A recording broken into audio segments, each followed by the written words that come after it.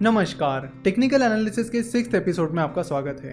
पिछले एपिसोड में हमने बात की थी हैमर और हैंगिंग मैन के बारे में और आज के इस एपिसोड में हम बात करने वाले हैं स्पिनिंग टॉप और दोजी के बारे में। लास्ट लेक्चर में हमने बात की थी कि हैमर और हैंगिंग मैन क्या इंडिकेट करते हैं और उनके इंडिकेशंस को देखकर आप मार्केट में क्या पोजीशन ले सकते हो। उसी तरह आज हम देखेंगे कि स्पिनिंग टॉप और दोजी आपको क्या इंडिकेशंस देते हैं। स्पिनिंग टॉप कुछ इस तरह दिखते हैं। स्पिनिंग टॉप की बॉडी बहुत ही छोटी होती है, कुछ इस तरह। जैसे कि हैमर और हैंगिंग मैन ने हमें कई सारे इंडिकेशंस दिए थे कि आपको मार्केट में कब एंट्री करनी चाहिए। हैमर और हैंगिंग मैन फॉर्म होने के बाद मार्केट किस ओर जा सकता है, लेकिन स्पिनिंग टॉप ऐसे कोई इंडिकेशन नहीं देते हैं। तो स्पिनिंग टॉप क्या इंडिकेशंस देते हैं, चलो देखते हैं। स्पिनिंग टॉप हमें बताता है कि मार्केट में बियर्स ने एंट्री की थी, जिसकी वजह से वो स्टॉक लो की तरफ भागता चला गया। साथ ही उस स्टॉक में बुल्स ने भी एंट्री की थी, इसलिए वो स्टॉक हाई की तरफ भागा।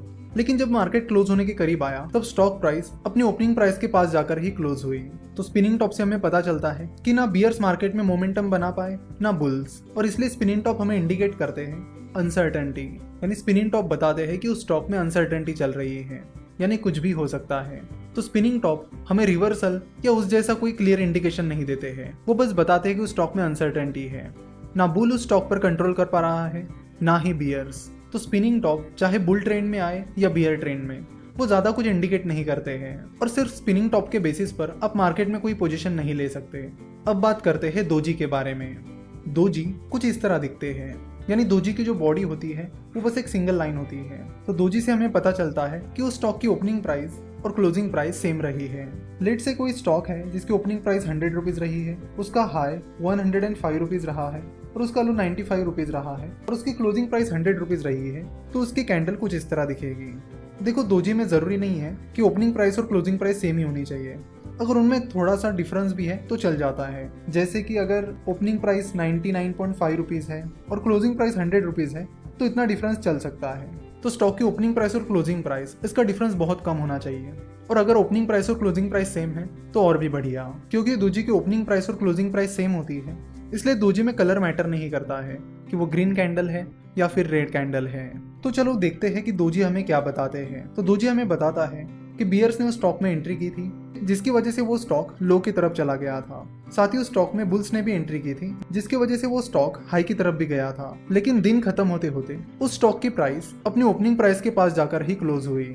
यानी दोजी भी हमें बताता है कि उस स्टॉक पर ना बियर कंट्रोल कर पाया ना ही बुल्स। तो दोजी भी हमें अनसर्टेनिटी इंडिकेट करता है। तो सिर्फ दोजी के बेसिस पर आप मार्केट में कोई पोजीशन नहीं ले सकते।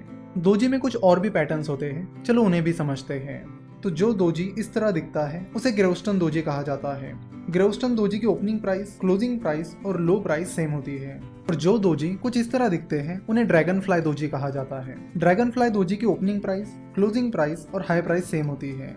अगर आप ग्रेवस्टन दोजी की बात करोगे तो उस पर्टिकुलर स्टॉक में बुल्स ने एंट्री तो की थी, लेकिन बुल्स अपना मोमेंटम बना नहीं पाए और फाइनली वो स्टॉक अपनी ओपनिंग प्राइस पर जाकर ही क्लोज हुआ। वही ड्रैगन फ्लाई दोजी में बियर्स ने एंट्री तो की थी, लेकिन बियर्स अपना मोमेंटम नहीं बना पाए और आखिर में वो स्टॉक अपनी ओपनिंग प्राइस के पास जाकर ही क्लोज हुआ। ड्रैगन फ्लाई दोजी दिखने में तो हैमर की तरह ही लगता है, बट हैमर को एक छोटी सी बॉडी होती है, वही ड्रैगन फ्लाई दोजी की बॉडी नहीं के बराबर होती है। तो आप कभी भी ड्रैगन फ्लाई दोजी और हैमर में कंफ्यूज मत होइए। तो चाहे वो स्पिनिंग टॉप हो या फिर दोजी हो, वो कोई बुलिश ट्रेंड या फिर बियरिश ट्रेंड प्रेडिक्ट नहीं करते हैं। वो आपको ऐसा कोई इंडिकेटर नहीं देते हैं जिससे आप मार्केट में एंट्री या एग्जिट ले सको।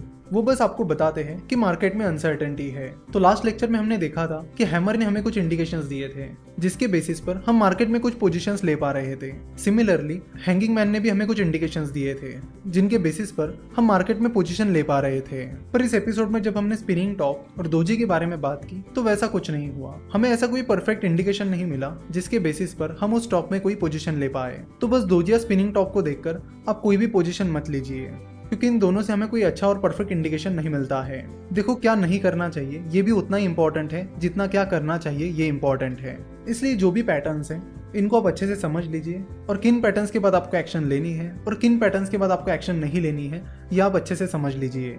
नेक्स्ट लेक्चर में हम इनगल्फिंग पैटर्न्स के बारे में बात करेंगे। देखेंगे कि इनगल्फिंग पैटर्न्स हमें क्या इंडिकेट करते हैं और उनके इंडिकेशंस के बेसिस पर हम उस स्टॉक में या मार्केट में क्या पोजीशन ले सकते हैं। आशा करता हूँ कि आपको आज का एपिसोड पसंद आया होगा। हमसे जुड़े रहने के लिए आप हमें फेसबुक, ट्विटर और इंस्टाग्राम पर फॉलो कर सकते हो। रिसेंटली हमने इंस्टाग्राम पर कई सारे अपडेट्स करना शुरू कर दिया है, तो आप हमें वहां पर जरूर फॉलो कर सकते हो।